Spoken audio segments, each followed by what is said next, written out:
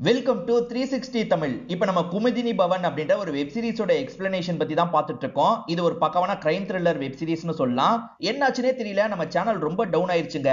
Channel பழசாக வந்து YouTube நிறைய recommend பண்ண மாட்டேங்குது. அதாவது நிறைய பேர்கிட்ட வீடியோவை கொண்டு போய் சேர்க்க மாட்டேங்குது. ஃபர்ஸ்ட் வீடியோவை நான் போட்டேன், சூப்பர் சீரிஸ் நல்லா போகும் தான் நினைச்சேன். ஆனா மக்கள் கிட்ட பெருசா வரவேற்பு கிடைக்கல, வியூஸ் ரொம்ப கம்மியா தான் போச்சு. நான் கண்டிப்பா சொல்றேன், இது ஒரு சூப்பரான சீரிஸ், உங்க எல்லாருக்குமே பிடிக்கும். ஏற்கனவே நான் ஃபர்ஸ்ட் பார்ட்டை எக்ஸ்பிளைன் பண்ணிட்டேன். இது செகண்ட் பார்ட் வீடியோ தான். ஃபர்ஸ்ட் பார்ட்டை இன்னும் பார்க்காம இருக்கீங்கன்னா நான் லிங்க் கொடுக்குறேன், டிஸ்கிரிப்ஷன்ல லிங்க் கொடுக்குறேன், கண்டிப்பா பாருங்க. இப்பயே நான் பிளாட்டை சொல்லிடுறேன். அது என்னன்னு பாத்தீங்கன்னா, லேடிஸ் ஹாஸ்டல் இருக்கு. அதுல இருக்க ஒரு பொண்ணு மர்மமான முறையில இறந்து போயிடுறாங்க. யாரோ ஒருத்தர் திட்டமிட்டு கொலை பண்ணிருக்காங்கன்னு தெரியுது. ஒரு போலீஸ் விசாரிக்கிறதுக்காக வராரு. அந்த ஹாஸ்டல்ல இருக்க எந்த பொண்ணு இந்த கொலையை பண்ணாங்கன்ற மாதிரி விசாரணை பண்றாரு. குற்றவாளியை கண்டுபிடிச்சாரா இல்லையான்னு சொல்றது தான் மீதி கதையா இருக்கும். ரொம்பவே சூப்பரா இருக்கும். வீடியோக்குள்ள போறதுக்கு முன்னாடி கண்டிப்பா ஒரு லைக் போடுங்க. மேற்கொண்டு பேசி டைம் வேஸ்ட் பண்ணாம நம்ம நேரடியா எக்ஸ்பிளனேஷனுக்குள்ள போயிடலாம். கடைசியா எங்க விட்டுருப்பாங்கன்றது உங்களுக்கு ஞாபகம் இருக்கும்னு நினைக்கிறேன். நம்ம ஹீரோயின் இருக்காங்கல்ல, அந்த பொண்ணு கிளம்பி போயிட்டா என்ன ஏதுன்னு பாருங்கன்ற மாதிரிலாம் அந்த சங்கர் இன்ஸ்பெக்டருக்கு சொல்லியிருப்பாங்க. இன்ஸ்பெக்டரோட ஆளுங்க ஒரு பக்கம் தேடிட்டு இருக்காங்க. அப்படி தேடிட்டு இருக்கும் போதுதான் அந்த நர்ஸ் கொல்லப்பட்டிருக்கிறது தெரிய வருது. இது நர்ஸ் கொல்லப்பட்டுட்டாங்களா அப்படின்ற மாதிரி இவருமே ஷாக் ஆகுறாரு. மித்ரா மேல சந்தேகம் வந்த மாதிரி காமிச்சாங்கல்ல, அதனால ஸ்டேஷனுக்கு கூட்டு வந்திருப்பாரு. ஆக்சுவலா இந்த மித்ரா ஒரு கம்மல் வாங்கியிருப்பாங்க. அந்த கம்மல் கீதா கிட்ட போயிருக்கோம். அதனால கீதாவை இவங்க கொலை பண்ணிருக்க வாய்ப்பு இருக்கு, இவங்களுக்கு நடுவுல ஏதோ ஒரு டீலிங் போயிருக்க வாய்ப்பு இருக்குன்ற மாதிரிலாம் லாக் பண்ணி விசாரிக்கிறாங்க. இதை தாண்டி இந்த பொண்ணு பண்ற ஒரு தப்ப பத்தியே உங்களுக்கு தெரிய வருது. ஒழுங்கா சொல்லு, அது ரிலேட்டடா தானே கீதா கூட சண்டை, கீதாவோட கதையை முடிச்சன்ற மாதிரிலாம் கேக்குறாங்க. இப்பதான் இந்த பொண்ணு என்ன வேலை பண்ணிருக்காங்கன்னு தெரிய வருது. இந்த பொண்ணுக்கு ப்ராப்பரா எந்த வேலையும் கிடைச்சிருக்காது. அதனால எஸ்கார்ட் சர்வீஸ் தான் இந்த பொண்ணு பண்ணிருப்பாங்க. இந்த பொண்ணு எஸ்கார்ட் சர்வீஸ் பண்றதை கீதா ஒரு ஸ்டேஜ்ல கண்டுபிடிச்சிருப்பாங்க. இதை நான் உன் வீட்டுல சொல்லவா இல்லனா இங்க இருக்க அந்த பாட்டி கிட்ட சொல்லவான்ற மாதிரி மிரட்ட ஆரம்பிச்சிருப்பாங்க. அப்படி மிரட்டி அப்பப்ப காசெல்லாம் வாங்கியிருப்பாங்க. அவங்க கேட்கும் போதெல்லாம் காசை தந்தேன், எனக்குன்னு ஆசாசியா ஒரு கம்மலை வாங்கினேன், அந்த கம்பலை அவங்க புடுங்கிட்டாங்க, மத்தபடி அவங்களுக்கும் எனக்கும் எந்த ஒரு பிரச்சனையும் கிடையாது, நான் எதுக்கு கொலை பண்ண போறேன்ற மாதிரி கேக்குறாங்க. அவங்க உனக்கு ரெகுலரா தொல்லை கொடுத்துட்டு இருக்காங்க, அப்ப கொலை பண்றதை பத்தி நீ யோசிக்க மாட்டியா அப்படின்ற மாதிரி சங்கர் சந்தேகமா கேக்குறாரு. இந்த ரித்திக் இருக்கான் பாத்தீங்களா, அந்த துர்காவை கொலை பண்ணது யாரு, ஏதாவது தெரிஞ்சதா அப்படின்ற மாதிரிலாம் பாட்டி கிட்ட கேக்குறான். இப்ப நீ அதை பத்திலாம் யோசிக்க கூடாதுப்பா, கொஞ்சம் ரிலாக்ஸா இருன்ற மாதிரிலாம் பாட்டி சமாதான பத்திட்டு இருக்காங்க. இது எல்லாத்தையும் நம்ம ஹீரோயின் கவனிச்சிட்டு இருக்காங்க. இப்பதான் அந்த சங்கர் இருக்காரு பாத்தீங்களா, டீமோட இந்த இடத்துக்கு வந்துடுறாரு. வந்த சங்கர், நாங்க ஹீரோயின் கிட்ட விசாரணை பண்ணோம் அப்படின்ற மாதிரி சொல்லிட்டாரு. எது புதுசா வந்த பொண்ணு கிட்ட விசாரணை பண்ணுமா அப்படின்ற மாதிரி அந்த பாட்டி யோசிச்சுட்டு இருக்காங்க. சரி சார், கூட்டு போனா கூட்டு போங்க. சரி மித்ரா விசாரணை என்னாச்சு, மித்ரா எப்ப வருவா அப்படின்ற மாதிரிலாம் கேட்டு டீடைல வாங்கிக்கிறாங்க. இப்ப இவர் ஸ்டேஷனுக்கு கூட்டு வந்தோன்னா ஹீரோயின் போட்டு கத்த ஆரம்பிக்கிறாங்க. எதுக்கு சம்பந்தமே இல்லாம என்ன கூட்டு வந்தீங்கன்ற மாதிரி கேக்குறாங்க. உங்ககிட்ட டிஸ்கஸ் பண்றதுக்காக தான் அப்படின்ற மாதிரி சொல்றாரு. டிஸ்கஸ் பண்றது நம்ம வெளியே வச்சு பண்ணலாம்ல, இங்க வச்சு தான் பண்ணுமா, இப்ப என்ன கூட்டு வந்ததுனால என்னையே ஒரு மாதிரி சந்தேகமா தான் பாப்பாங்க, அதுக்கப்புறம் எப்படி எனக்கு இன்ஃபர்மேஷன் கிடைக்கும், நீங்களாம் உண்மையிலேயே போலீஸா இல்லையான்ற மாதிரிலாம் இவங்க கோவப்பட்டு இருக்காங்க. தெரியாம சொதப்பிட்டேன் அப்படின்ற மாதிரி இவரும் சொல்றாரு. சரி உங்களுக்காக நான் ஒரு ஹெட்போன் எடுத்துட்டு வந்து தந்தேன்ல, அது யாரோட ஹெட்போன் ஏதாவது கண்டுபிடிச்சீங்களா அப்படின்ற மாதிரி கேக்குறாங்க. கண்டுபிடிக்கிறதுக்கு ட்ரை பண்ணிட்டு இருக்கோம், இன்னும் எதுவும் தெரியல அப்படின்ற மாதிரிலாம் சொல்லிட்டு இருக்காரு. இந்த சமயம் டாக்டர் இந்த இடத்துக்கு வந்திருப்பாரு. அதாவது ரித்திகோட டாக்டர் இந்த இடத்துக்கு வந்திருப்பாரு. ஸ்டேட்மெண்ட் எழுதி கொடுக்க வாங்கன்ற மாதிரி சொன்னார்ல, அதனால இன்ஸ்பெக்டருமே இவர்கிட்ட ஸ்டேட்மெண்ட் வாங்குறாரு. அந்த பையனோட ப்ராப்ளத்தை பத்தி டீடைலா கேட்டுக்கிறாரு. எல்லாம் பேசி முடிச்சுட்டு டாக்டரும் இங்க இருந்து கிளம்பலாம் நடக்க ஆரம்பிக்கிறாரு. அப்பதான் அந்த ஹெட்போன் கனெக்ட் ஆகுது. என்ன ஹெட்போன் கனெக்ட் ஆகுது அப்படின்ற மாதிரி அங்க இருக்க ஒருத்தர் யோசிக்கிறாரு. டாக்டர்னால தான் கனெக்ட் ஆகுது போல. இப்ப கனெக்ட் ஆன விஷயத்தை பத்தி ஓடி வந்து சங்கர் கிட்ட சொல்றாரு. எப்படி கனெக்ட் ஆகுது, என்ன நடக்குது அப்படின்ற மாதிரிலாம் கேக்குறாரு. தெரியல சார், இது மூலியமா நம்ம பேசுறதெல்லாம் யாரோ கேக்குறாங்க போல அப்படின்ற மாதிரிலாம் அந்த அசிஸ்டன்ட் சொல்றாரு. ஆனா அங்க இருக்க ஹீரோயின் இருக்காங்கல்ல, அப்பெல்லாம் கேட்க முடியாது, கண்டிப்பா போன் பக்கத்துல வந்திருக்கு, அதனால தான் இது கனெக்ட் ஆயிருக்கு. நம்ம அந்த டைம்ல யாரெல்லாம் வந்தாங்கன்றதை செக் பண்ணா யார் கூட கனெக்ட் ஆச்சுன்றதை கண்டுபிடிச்சிடலாம், சிசிடிவி ஃபுட்டேஜை உடனே எடுங்கன்ற மாதிரிலாம் சொல்றாங்க. என்ன இவ ஆர்டர் போடுறான்னு மத்தவங்க யோசிக்கிறாங்க. இன்ஸ்பெக்டர் எடுங்கன்ற மாதிரி சொல்றாரு. ரித்திகோட ஹெல்த் கண்டிஷன் கொஞ்சம் மோசமா இருக்குல்ல, அதனால அவரை கூட்டு போய் ட்ரீட்மெண்ட் தர மாதிரி பிளான் இருக்கும். டாக்டர் இருக்காருல, ஆம்புலன்ஸ் எல்லாம் கூட்டிட்டு வந்திருக்காரு. பாட்டி நானும் வரேன்ற மாதிரி சொல்றாங்க. சரி வாங்க போலாம் அப்படின்ற மாதிரி இவங்களையும் கூப்பிட்டு கிளம்புறாரு. இப்ப இந்த சைடு சிசிடிவி எல்லாம் செக் பண்ணலான்ற மாதிரி செக் பண்றாங்க.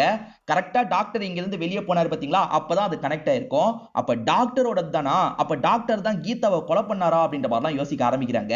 ஏன்னா கீதா இறந்து போன இடத்துல தானே இது இருந்தது, அதை வச்சு டாக்டரை இவங்க சந்தேகப்படுறாங்க.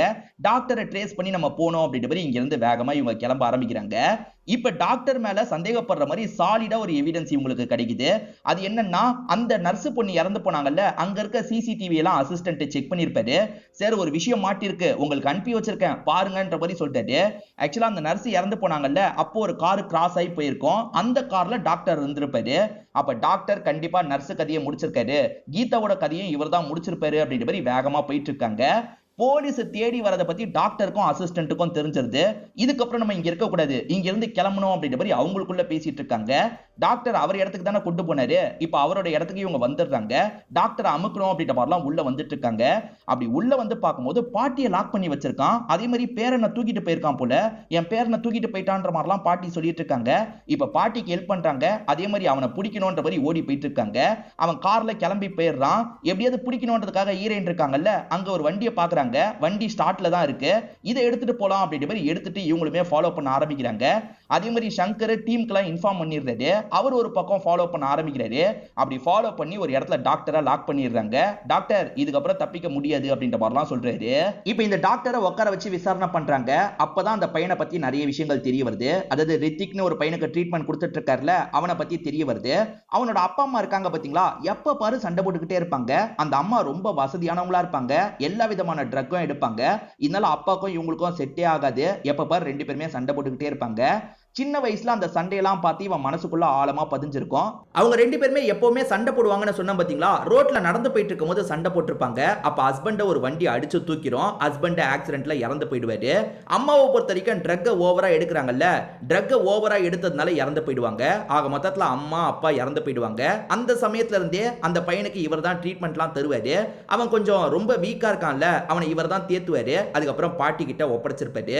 இவர் நல்லவர் மாதிரி தான் தெரியும், ஆனா இவரு ஒரு வேலையை பண்ணிருப்பாரு. அந்த பையனை எப்பனாலும் இவர் குணப்படுத்தி இருக்கலாம், ஆனா குணப்படுத்த கூடாது அப்படின்ற மாதிரி யோசிச்சிருப்பாரு. இப்போதைக்கு அவனுக்கு இருக்கிறது பாட்டி மட்டும் தானே. அந்த பாட்டி அதிகபட்சம் ஒரு 10-15 வருஷம் தான் உயிரோட இருப்பாங்க. அவங்க இறந்து போயிட்டாங்கன்னா அந்த பையனுக்கு தான் சொத்தெல்லாம் வரும். அந்த பையனோட கார்டியனா நம்ம மாறிடலாம், சொத்தெல்லாம் நம்ம பக்கம் திருப்பிடலாம். அப்படி இல்லைன்னா வேற யார் மூலியமாவது சாமர்த்தியமா அந்த சொத்தெல்லாம் வாங்கிடலான்ற மாதிரி யோசிச்சிருப்பாரு. அந்த வீட்டில் ஒரு நர்ஸ் இருக்காங்க பாத்தீங்களா, அந்த நர்ஸை இவர் தான் அனுப்பியே வச்சிருப்பாரு. அந்த நர்ஸ் உண்மையான ஊசியை போட மாட்டாங்க, தப்பு தப்பா ஊசியை போடுவாங்க. இவர் சொல்லி தான் அந்த மாதிரி தப்பு தப்பா ஊசியெல்லாம் போடுவாங்க. அந்த பையனை இதே மாதிரி வச்சிருக்கணுன்றதுக்காக தான் இந்த விஷயத்தை பண்ணிட்டு இருக்காரு. இப்ப பிரசன்ட்ல அந்த பேரனை காப்பாத்தினது நம்ம ஹீரோயின் தானே, அதனால அந்த பாட்டியும் நம்ம ஹீரோயினுக்கு நன்றிலாம் சொல்லிட்டு இருக்காங்க.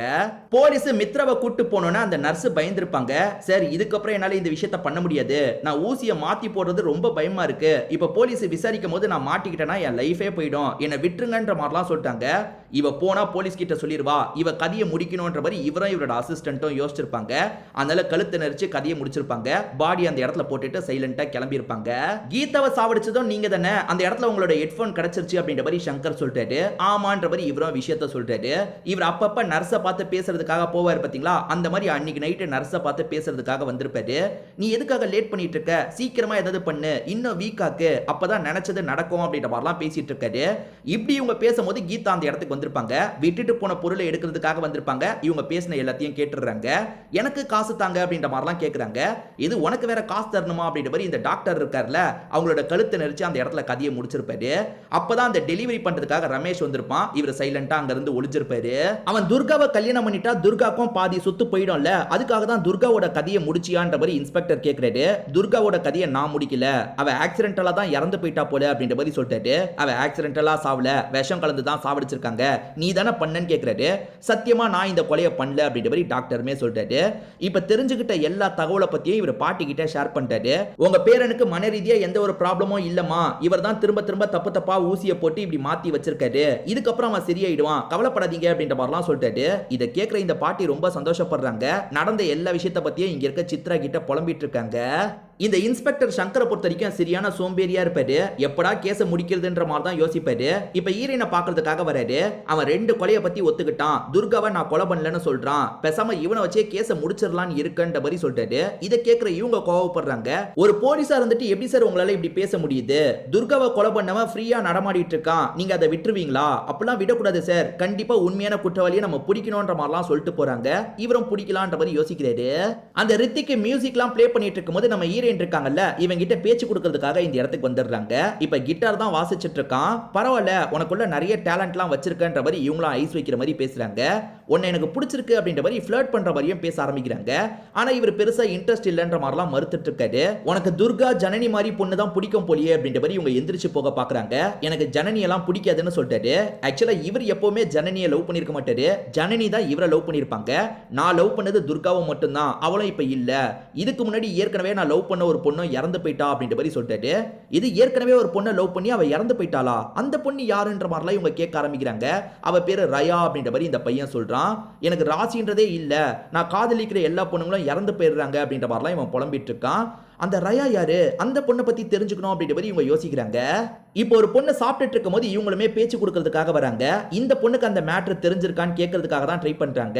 உனக்கு ரயாவை தெரியுமா, இந்த இடத்துக்குலாம் வந்திருக்காளா அப்படின்ற மாதிரி கேட்கறாங்க. எனக்கு ரயாவை தெரியும் அப்படின்ற மாதிரி இந்த பொண்ணுமே சொல்றா. ரெண்டு பேருமே லவ்லாம் பண்ணிட்டு இருந்தாங்க, அதெல்லாம் 2 வருஷத்துக்கு முன்னாடி நடந்தது அப்படின்ற மாதிரி இந்த பொண்ணு சொல்றா. அந்த ரயாவை பத்தி தெரிஞ்சுக்கணும்ன்ற மாதிரி யோசிக்கிறாங்க. அந்த ரயாவை பொறுத்த வரைக்கும் அப்பா இருப்பாரு. அந்த அப்பாவை பாக்குறதுக்காக தான் இன்ஸ்பெக்டரும் இவங்களும் சேர்ந்த மாதிரி போயிட்டு இருக்காங்க. இப்போ அந்த அப்பா ஒரு இடத்துல குளிச்சிட்டு இருப்பாரு. அவர் கரைக்கு வந்ததுக்கு அப்புறம் இவங்களுமே உட்கார வச்சு பேச ஆரம்பிக்கிறாங்க. ரயா எப்படி இறந்து போனாங்கன்ற மாதிரிலாம் கேக்குறாங்க. அந்த ரயான்ற பொண்ணு ஒரு ஸ்கூல்ல டீச்சரா வேலை பார்த்திருக்காங்க. அந்த பொண்ணை பொறுத்த வரைக்கும் எறா சாப்பிட்டா அலர்ஜி ஆயிடும், உயிரே கூட போக வாய்ப்பு இருக்குன்ற மாதிரி டாக்டர் ஏற்கனவே வார்னிங் கொடுத்திருப்பாரு. அதனால தப்பி தவறி கூட எறாவை சாப்பிட கூடாது அப்படின்ற மாதிரி அந்த பொண்ணு தெளிவா தான் இருப்பா. அன்னைக்கு அவ வெஜிடபிள் ஃபுட் தான் சாப்பிட்டிருப்பா. அப்படி சாப்பிட்டா இறந்து போயிட்டா. செக் பண்ண டாக்டர் எறா சாப்பிட்டதுனால அலர்ஜி அப்படின்ற மாதிரி சொல்லியிருப்பாரு. ஆனா கண்டிப்பா என் பொண்ணு எறா சாப்பிடல, எப்படி இது நடந்ததுன்னு தெரியலன்ற மாதிரிலாம் இவர் சொல்லிட்டாரு. வீட்ல இருந்து ஃபுட் எடுத்துட்டு போனாங்களான்னு கேட்கும்போது இல்ல, ஏதோ ஒரு ஹோட்டல் ஃபுட் தான் அன்னைக்கு சாப்பிட்டிருந்தா அப்படின்ற மாதிரி இந்த பெரியவர் சொல்லிட்டாரு. ஸ்கூல்ல வச்சு தானே அவங்க சாப்பிட்டாங்க, சோ சக டீச்சர்ஸ்க்கு தெரியும், அந்த ஸ்கூல்ல விசாரிக்கணும்ன்ற மாதிரி யோசிக்கிறாங்க. இப்ப சாமி போட்டோ வச்சு ரிச்சுவல்லாம் பண்ணிட்டு இருக்காங்க. மித்ரா எல்லாரையும் ஃபேஸ் பண்றதுக்கு ரொம்ப கஷ்டப்படுறாங்க. ஏன்னா மித்ரா பண்ணதை பத்தி எல்லாருக்கும் தெரிஞ்சிருச்சுல, அதனால தயங்கி தயங்கி தான் இந்த இடத்துக்கு வந்துட்டு இருக்காங்க. நான் வேணா வேற இடத்த பாத்துக்கிறேன்ற மாதிரி பாட்டி கிட்ட சொல்றாங்க. அதெல்லாம் ஒன்றும் பிரச்சனை இல்ல, இதுக்கப்புறமாவது ஒழுக்கமா இரு, இந்த மாதிரி வேலைலாம் பார்க்காத, உனக்கு வேலை வேணும்னா நானே பேசி ஏதாவது ஏற்பாடு பண்ணி தரேன்ற மாதிரிலாம் அக்கறையா பேசுறாங்க. இந்த ரித்திக்கு வரைஞ்சிட்டு இருக்கும் போது ஜனனி பேசுறதுக்காக வராங்க. ஆனா இவர் சரியாவே பேச மாட்டாரு. காரணம் இந்த ஜனனி தான் துர்காவை ஏதாவது பண்ணிருக்க வாய்ப்பு இருக்கு அப்படின்ற மாதிரிலாம் இவர் யோசிக்கிறாரு. நீயும் துர்காவை நான் தான் ஏதாவது பண்ணிருப்பேன்னு நினைக்கிறியா, துர்காவை உன்னை விட எனக்கு தான் ரொம்ப பிடிக்கும், நான்லாம் அவளை எதுவுமே பண்ணலன்றதை நீ சீக்கிரமா புரிஞ்சுப்ப அப்படின்ற மாதிரி சோகமா இங்க இருந்து கிளம்புறாங்க. அந்த ரயான்ற பொண்ணு ஒரு ஸ்கூல்ல வேலை பார்த்தா பாத்தீங்களா, அந்த ஸ்கூல்ல விசாரணை பண்றதுக்காக இவங்க வந்துடுறாங்க. அந்த ரயா கூட வேலை பார்த்த ஒரு டீச்சர் கிட்ட பேசுறாங்க. அந்த டீச்சருமே அன்னைக்கு எக்ஸாக்ட்டா நடந்த விஷயத்த சொல்லிட்டாங்க. ஆக்சுவலா ரயா இருக்காங்கல்ல, சில சமயம் ஃபுட் எடுத்துட்டு வரலன்னா பக்கத்துல இருக்க ஒருத்தங்க கிட்ட இருந்து ஃபுட்டை வாங்கிப்பாங்க. அதாவது ஹோட்டல் மாதிரி இருக்கிற ஒரு இடத்துல இருந்து ஃபுட்டை வாங்கிப்பாங்க. இந்த ஃபுட் சூப்பரா இருக்குன்ற மாதிரிலாம் எல்லார்கிட்டயும் பேசிட்டு இருக்காங்க. அவங்க வெஜிடபிள் ஃபுட்டை தான் சாப்பிட்டு முடிச்சிருப்பாங்க. அப்படி சாப்பிட்டு முடிச்சு கொஞ்ச நேரத்துல தொண்டெல்லாம் அடைக்கிற மாதிரி இருந்திருக்கும், அலர்ஜிலாம் வந்திருக்கும். அதுக்கப்புறம் தான் அவங்களோட உயிர் போயிருக்கும். இதுதான் நடந்தது, எப்படி இது நடந்ததுன்னே தெரியலன்ற மாதிரி டீச்சர் சொல்லிட்டாங்க. அப்ப அவங்க ஒரு ஹோட்டல்ல ஃபுட் வாங்கினாங்கல்ல, அந்த ஹோட்டல் கூட இதுல சம்பந்தப்பட்டிருக்க வாய்ப்பு இருக்கு, அவங்களோட டீட்டெயிலை தர முடியுமா அப்படின்ற மாதிரி இவங்க டீட்டெயிலாம் கேட்டு வாங்கிட்டு கிளம்புறாங்க. இந்த பாட்டி அம்மா ஏதோ ரிச்சுவல்லாம் பண்ணிட்டு இருக்காங்க பாத்தீங்களா, எல்லா பொண்ணுங்களும் வரட்டும்ன்ற மாதிரி கூப்பிட்டுருப்பாங்க. ஆனா நம்ம ஹீரோயின் மட்டும் மிஸ் ஆகுறாங்க. ஹீரோயின் எங்க போனான்ற மாதிரி பொண்ணுங்க கிட்ட எல்லாம் கேட்டுட்டு இருக்காங்க. நம்ம ஹீரோயினை இந்த போலீஸ் கூட சேர்ந்து தான் டிஸ்கஸ் பண்ணிட்டு இருக்காங்க. அந்த டீச்சர் சொன்னாங்கல்ல, அந்த ஹோட்டல் இப்ப க்ளோஸ் ஆயிருக்கும், இருந்தாலும் அந்த ஹோட்டலை பத்தின டீட்டெயிலாம் இவர் விசாரிச்சு தெரிஞ்சுக்கிறாரு. அந்த ஹோட்டலை நடத்தின நபரோட அட்ரஸ் உங்களுக்கு கிடைச்சிருது. சரி வீட்டுக்கே போய் பாத்துறலாம் அப்படின்ற மாதிரி இவங்க ரெண்டு பேருமே வீட்டுல போய் பாக்குறதுக்காக வந்துடுறாங்க. அந்த வீட்டுல பார்த்தா உடம்பு முடியாத ஒரு வயசான பாட்டி தான் இருக்காங்க. அந்த பாட்டி கிட்ட இவங்களுமே ஹோட்டலை பத்தி எல்லாம் கேக்குறாங்க. என் பையன் தான் அந்த ஹோட்டலை ரன் பண்ணிட்டு இருந்தான், ஆனா அந்த ஹோட்டலை க்ளோஸ் பண்ணிட்டான், இப்ப வெளிநாட்டுக்கு வேலை பார்க்கறதுக்காக போயிட்டான் அப்படின்ற மாதிரிலாம் இந்த பாட்டி சொல்றாங்க. அப்படியா, அவர் எங்க இருக்காருன்னு தெரியுமான்ற மாதிரி கேக்குறாங்க. இப்பெல்லாம் காலே பண்றது இல்ல, தெரியலன்ற மாதிரி இந்த பாட்டி சொல்லிட்டு இருக்காங்க. இந்த மாதிரி இவங்க விசாரணை பண்ணிட்டு இருக்கும்போது இந்த இடத்துக்கு ஒரு லேடி வராங்க. அந்த லேடியை பாக்குற இவங்க ரெண்டு பேருமே ஷாக்லாம் ஆயிட்டு இருக்காங்க. அந்த ஹாஸ்டல்ல சித்ரான்னு ஒருத்தங்க வேலை பார்க்கறதா சொன்ன பாத்தீங்களா, அந்த சித்ரா தான் இந்த இடத்துக்கு வந்திருக்காங்க. என் பொண்ணு வந்துட்டா அப்படின்ற மாதிரி இந்த பாட்டி சொல்லிட்டாங்க. சோ இவங்களோட அண்ணன் தான் அந்த ஹோட்டலை ரன் பண்ணிருக்காருன்னு தெரிய வருது. ஓஹோ சித்ரா, நீங்க தான் இதை பண்ணிருக்கீங்களா அப்படின்ற மாதிரிலாம் ரெண்டு பேருமே லாக் பண்ண ஆரம்பிக்கிறாங்க. என்ன பேசுறீங்க, எனக்கு புரியலன்ற மாதிரி சித்ரா சொல்றாங்க. இந்த பொண்ணு உங்களுக்கு தெரியுமா தெரியாதான்ற மாதிரி போட்டோவை காட்டுறாங்க. ஆமா, என் அண்ணனோட ஹோட்டல்ல இவங்க சாப்பாடுலாம் வாங்குறதுக்காக வருவாங்க சொல்லுங்கன்ற மாதிரி சித்ரா சொல்றாங்க. உங்க அண்ணன் சாப்பாடுல எதையோ கலந்து தந்திருக்காரு, உங்களுக்கு அது தெரியாதா, உண்மையை சொல்லுங்கன்னு கேக்குறாங்க. சார் என்ன சார் பேசுறீங்க, என் அண்ணன்லாம் அப்படி பண்ணிருக்க மாட்டாரு, எனக்கு இத பத்திலாம் தெரியவே தெரியாதுன்ற மாதிரி சொல்றாங்க. அந்த ரித்திக்கு ஏற்கனவே இந்த பொண்ணை லவ் பண்ணிருக்கான், அப்படி லவ் பண்ண பொண்ணு மர்மமான முறையில இறந்து போயிருக்காங்க. அதே மாதிரிதான் ரித்திக்கு இப்ப லவ் பண்ணிருக்க துர்காவும் இறந்து போயிருக்காங்க. ரெண்டு சம்பவமும் ஒரே மாதிரி நடந்திருக்கு. சோ திட்டமிட்டு தான் இது நடந்திருக்கு, ஒழுங்கா உண்மையை சொல்லுங்கன்ற மாதிரிலாம் கேக்குறாரு. எனக்கு எந்த உண்மையும் தெரியாதுன்ற மாதிரி சொல்றாங்க. சரி உங்க அண்ணன் எங்க இருக்காரு, அத பத்தி சொல்லுங்க அப்படின்ற மாதிரிலாம் இவங்க மடக்கிட்டு இருக்காங்க. ஏற்கனவே இருந்த நர்ஸ் கொஞ்சம் வில்லங்கம் பண்ணிட்டாங்க பாத்தீங்களா, அதனால பாட்டி நர்ஸ் வேலையை பாக்குறதுக்காக ஒரு பொண்ணை வர வச்சிருக்காங்க. என் பேரனை நல்லபடியா பாத்துக்கணுமா அப்படின்ற மாதிரிலாம் சொல்றாங்க. கவலைப்படாதீங்க பாட்டி, நான் பாத்துக்கிறேன் அப்படின்ற மாதிரி புது நர்ஸும் சொல்லிட்டு இருக்காங்க. இப்ப அப்படியே கட் பண்ணி நம்ம ஈரேனியும் அதே மாதிரி அந்த சங்கரையும் காட்டுறாங்க. நிச்சயமா சித்ராவோட அண்ணன் ஏதோ தப்பு பண்ணிருக்கான், அதனால தான் ஃபேமிலி கூட கான்டாக்ட் பண்றதையே நிறுத்திட்டு வெளியூருக்கு கிளம்பி போயிருக்கான், அவனை எப்படியாவது அமுக்கணும் அப்படின்ற மாதிரிலாம் பேசிட்டு இருக்காரு. அப்பதான் ரிப்போர்ட் வருது. ஆக்சுவலா விஷம்ன்றது உங்களுக்கு ஸ்டார்டிங்கே தெரிஞ்சிருக்கும், என்ன மாதிரி விஷம்ன்றதை கண்டுபிடிக்க கொஞ்ச நாள் ஆகும்ன்ற மாதிரி டாக்டர் சொல்லியிருப்பாரு. இப்பதான் ரிப்போர்ட் வந்திருக்கு. ஒரு பூவோட சாரை வச்சுதான் இந்த கொலை நடந்திருக்கு அப்படின்றது தெரிய வருது. இந்த பூவோட சாரை வச்சுதான் நடந்திருக்கு பாரு, வெளிநாட்டு பூ போல அப்படின்ற மாதிரிலாம் இன்ஸ்பெக்டர் சொல்லிட்டாரு. இது வெளிநாட்டு பூலாம் கிடையாது, இங்க இருக்க பூ தான் அப்படின்ற மாதிரி ஈரேன்னு சொல்லிட்டாங்க. காரணம் இவங்க லேடிஸ் ஹாஸ்டல்ல இருக்காங்கல்ல, அதுக்கு பக்கத்திலே இந்த செடி இருக்கும், அந்த பூவை தான் யாரோ யூஸ் பண்ணிருக்காங்கன்றது தெரிய வருது. இப்ப நம்ம ஈரேனுமே அந்த டாக்டர் கிட்ட நான் பேசணும், அதே மாதிரி உங்க ஆளுங்களை ஒரு விஷயத்தை பண்ண சொல்லுங்க அப்படின்ற மாதிரிலாம் சொல்லிட்டாங்க. இப்ப இவங்க வெயிட் பண்ணும்போது அந்த போலீஸோட ஆளுங்க இருக்காங்கல்ல வந்துடுறாங்க. கையில ஊசி மாதிரி ஏதோ கொண்டு தான் வந்திருக்காங்க. அதெல்லாம் நம்ம ஈரேன் வாங்குறதுக்கு ட்ரை பண்றாங்க. நீ எதுக்கு வாங்குறதுக்கு ட்ரை பண்றன்ற மாதிரி லேடி அசிஸ்டன்ட் கோவப்படுறாங்க. அப்ப இன்ஸ்பெக்டர் தான் சொல்றேன்ல அப்படின்ற மாதிரி அதட்டுறாரு.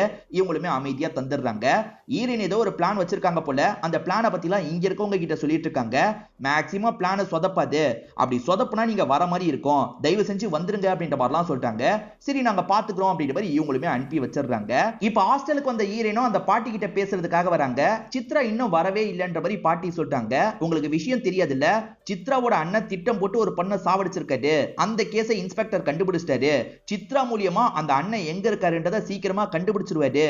சோ உண்மை என்னன்னு தெரிஞ்சிரும், துர்கா சாவுலியும் இந்த சித்ரா சம்பந்தப்பட்டிருக்க வாய்ப்பு இருக்கு அப்படின்ற மாதிரிலாம் சொல்லிட்டு இருக்காங்க. என்னமா சொல்ற அப்படின்ற மாதிரி இந்த பாட்டியும் அதிர்ச்சியா கேட்டுட்டு இருக்காங்க. இப்ப ஈரேனும் இவங்களோட ரூம்க்கு வந்துடுறாங்க. யாருக்கோ கால் பண்ணி பேசுறாங்க. இவங்க பேசிட்டு இருக்கிறத யாரோ ஒட்டி கேட்கிற மாதிரி நமக்கு காட்டுறாங்க. பின்னாடி இருந்து ஒட்டி கேட்டுட்டு இருக்காங்க. யாரோ ஒட்டி கேட்கறாங்கன்னு ஈரேனுக்கும் நல்லா தெரியுது. உண்மை என்ன தெரியுமா, ஈரேன் யாருக்குமே கால் பண்ணி பேசல, சும்மா அவங்கள நம்ப வைக்கிறதுக்காக தான் இந்த மாதிரி பண்ணிட்டு இருக்காங்க. எப்பவுமே போல நம்ம நடந்துக்கணும் அப்படின்ற மாதிரி சாப்பிடுற இடத்துக்கு இவங்க வந்துடுறாங்க. ஏற்கனவே அந்த இடத்துல ஒரு பொண்ணு உட்காந்துட்டு இருக்கா, அந்த பொண்ணுகிட்ட இவங்க பேசிட்டு இருக்காங்க. ரெண்டு பேர் பேசிட்டு இருக்கும் போது அந்த இடத்துக்கு பாட்டி வராங்க. பாட்டி இருக்காங்கல்ல, நான் பாயாசம் செஞ்சிருக்கமா, உனக்காக ஸ்பெஷலா செஞ்சிருக்கேன், இந்த சாப்பிடுன்ற மாதிரிலாம் தராங்க. எனக்கு வேணான்னு ஈரேன்னு சொல்றாங்க. அப்படிலாம் சொல்லக்கூடாது, சாப்பிடுன்ற மாதிரி ஊட்டியே அவங்க விட்டுறாங்க. வைக்கிறேன் நீ சாப்பிட்டுக்கோ அப்படின்ற மாதிரி வஸ்டம் இங்க இருந்து கிளம்பிடுறாங்க. அந்த பாயாசத்தை குடிச்ச கொஞ்ச நேரத்துல உங்களுக்கு மயக்க வர மாதிரிலாம் இருக்கு. என்னாச்சு, நீ ஓகே தானேன்ற மாதிரி எதிர இருக்க பொண்ணு கேக்குறா. ஒன்னும் இல்ல நான் ஓகே தான் அப்படின்ற மாதிரி இவங்களுமே சொல்லிட்டு இருக்காங்க. இப்ப பாட்டி புக் படிச்சிட்டு இருக்கும் போது பொண்ணுங்கெல்லாம் கத்துற மாதிரி சவுண்ட் கேக்குது. என்ன ஏதுன்ற மாதிரி அந்த பேரனோட ரூம்க்கு வராங்க. அந்த பேரன் தான் மயக்கம் போட்ட மாதிரி கிடக்குறான். என்னாச்சு ஏதாச்சுன்ற மாதிரிலாம் பாட்டி கேக்குறாங்க. பாட்டி இவன் அந்த பாயாசத்தை கேட்டான், அதனால இவனுக்கு பாயாசத்தை தந்துட்டேன்ற மாதிரி ஈரேன்னு சொல்லிட்டாங்க. அடிப்பாவி, அந்த பாயாசத்தை எதுக்காகடி இவனுக்கு தந்த அப்படின்ற மாதிரி பாட்டியும் ஷாக் ஆகுறாங்க. இப்ப பாட்டி இருக்காங்கல்ல, மாற்று மருந்து எடுக்கணும்ன்ற மாதிரி கிளம்பிட்டு இருக்காங்க. அதாவது இந்த பாட்டி இருக்காங்க பாத்தீங்களா, அந்த பாயாசத்துல விஷத்தை கலந்து தான் தந்திருப்பாங்க. அந்த விஷத்துக்கு மாற்று மருந்து இருக்கும் பாத்தீங்களா, அதை எடுக்கிறதுக்காக தான் இந்த இடத்துக்கு வந்திருக்காங்க. அது எங்கன்ற மாதிரிலாம் தேடி ரெடி பண்ணிட்டு இருக்காங்க. அப்ப ஈரேன் இந்த ரூம்க்கு வந்துடுறாங்க. இவங்களை போக விடாத மாதிரி லாக் பண்ணிட்டு இருக்காங்க. என்ன விடு, என் பேரனை நான் காப்பாத்தணும் அப்படின்ற மாதிரிலாம் சொல்றாங்க. என்ன பண்ணீங்க, எதுக்கு காப்பாத்தணும், அப்ப விஷம் கலந்ததை ஒத்துக்கிறீங்களா அப்படின்ற மாதிரி ஈரேன் இந்த இடத்துல பயங்கரமா லாக் பண்ணிட்டு இருக்காங்க. இந்த பாட்டியும் ஆமான்ற மாதிரி ஏத்துக்கிறாங்க. அதுல இருந்து நீ எப்படி தப்பிச்ச, என் கண் முன்னாடி நீ சாப்பிட்டல அப்படின்ற மாதிரிலாம் இந்த பாட்டி கேக்குறாங்க. ஈரேன் எப்படி தப்பிச்சாங்க அப்படின்றத இப்பதான் ரிவீல் பண்ண ஆரம்பிக்கிறாங்க.